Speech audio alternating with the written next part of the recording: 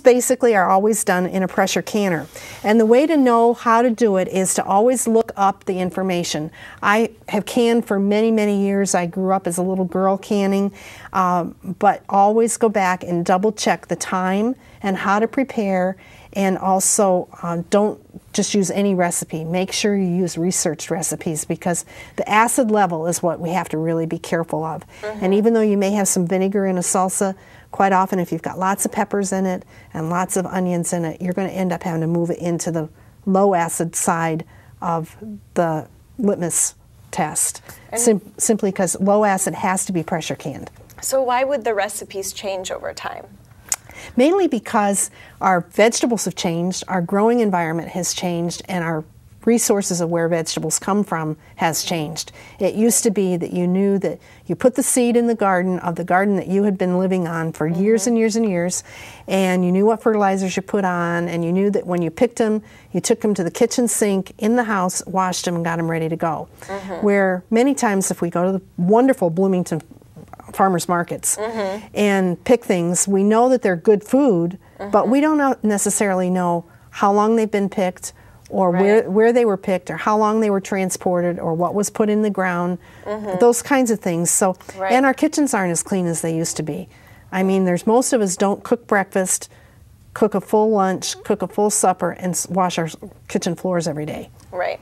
I wish, but it doesn't happen.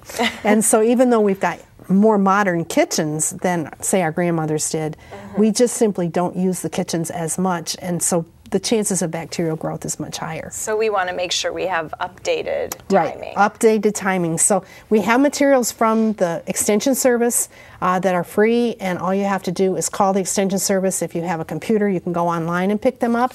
You can buy them at the bookstores.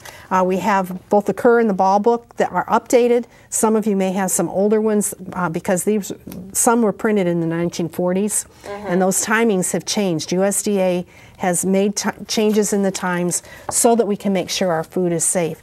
And pressure canning is something that allows the food to get hotter than you can with boiling water. And that's why the pressure is important.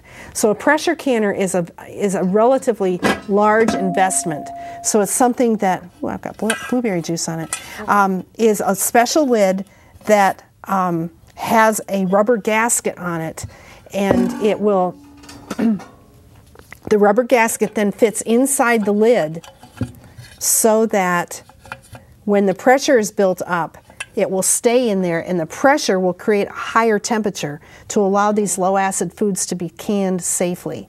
So it's above and beyond the boiling point. What happens if I find a pressure canner at a garage sale and there's no gasket in it? The gasket you can purchase.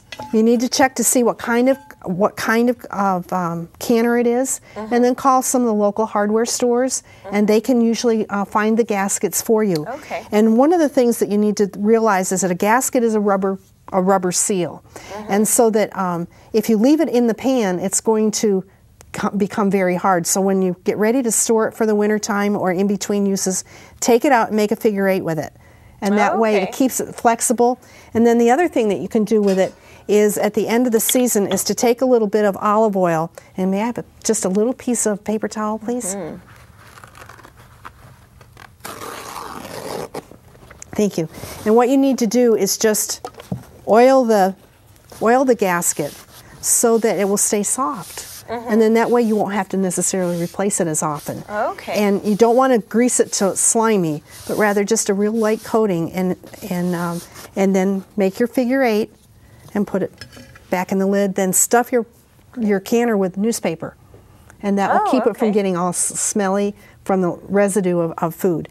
This also has a rack, just like our water bath canner did, and this looks pretty grungy, but don't worry about it because it's still safe. This happens to be the one my great-grandmother had, and so an old canner can still work as long as you take good care of it.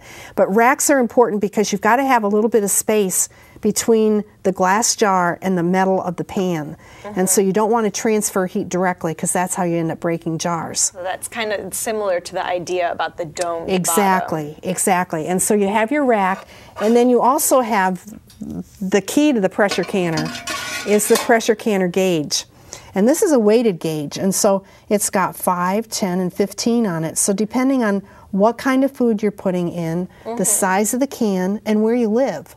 So like if you're in high altitude, you're going to have to use more pressure because the temperature is much higher to make it boil. Oh, okay. And so this is what goes on the lid. And so when we put the cans in the canner, we only usually use about 2 inches of water instead of being 2 inches over the lid like we did with the hot water bath.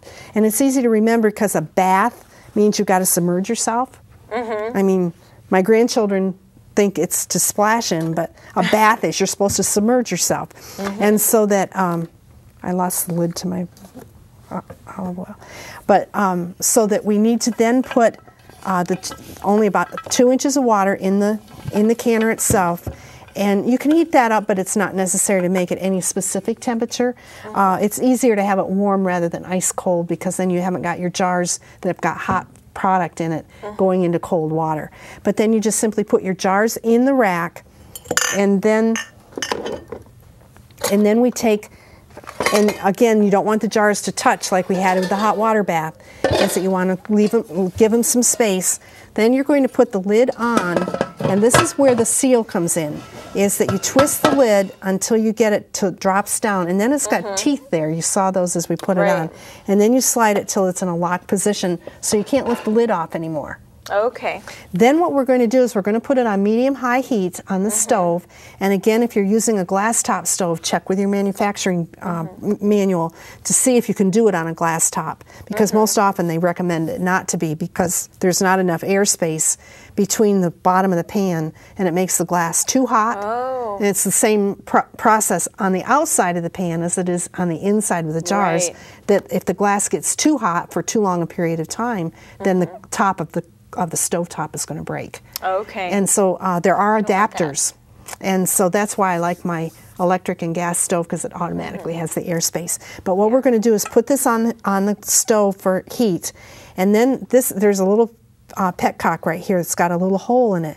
And what we're going to do is we're going to watch, and when that thing has a nice bunch of steam coming out like a geyser, then we're going to put the weighted gauge on it. And here in Bloomington, we usually use 10 pounds. 10 pounds of pressure in Bloomington. But always check your recipe. Always check your recipe because it depends on what you're canning and how much you've got in the canner. And you usually put it on medium-high? Medium-high, yeah. Or always on medium-high? Yeah. Doing it on high is just going to cause a lot of problems. Okay. And high, when I teach cooking classes, I have high marked in red. And red means danger. Right. Because high doesn't mean it's going to go faster. It's going to burn faster, it's going to break jars faster, but it's not going to process faster. So medium high is probably as high as you want to go. And then what you want to do is this thing's going to start chattering. And when it chatters and goes and has a nice rhythm to it, then you need to turn the heat down to keep it at that rhythm. Okay. When it gets to that rhythm, that's when you start your timing. Okay, so again, just like the hot water bath. And so that this will chatter, and you want to keep it chattering, but not making it spin really fast because that means you've got too much pressure in the can, which is going to cause pressure on the jars, which when we get all done, you're going to find you're going to have soup in the pot. Right. And glass. And glass and soup don't mix. No, can't reuse that. No, not at all. And all that work and all that money is for naught. And so this sputters, and then you turn the timer on. And again, there's a lot of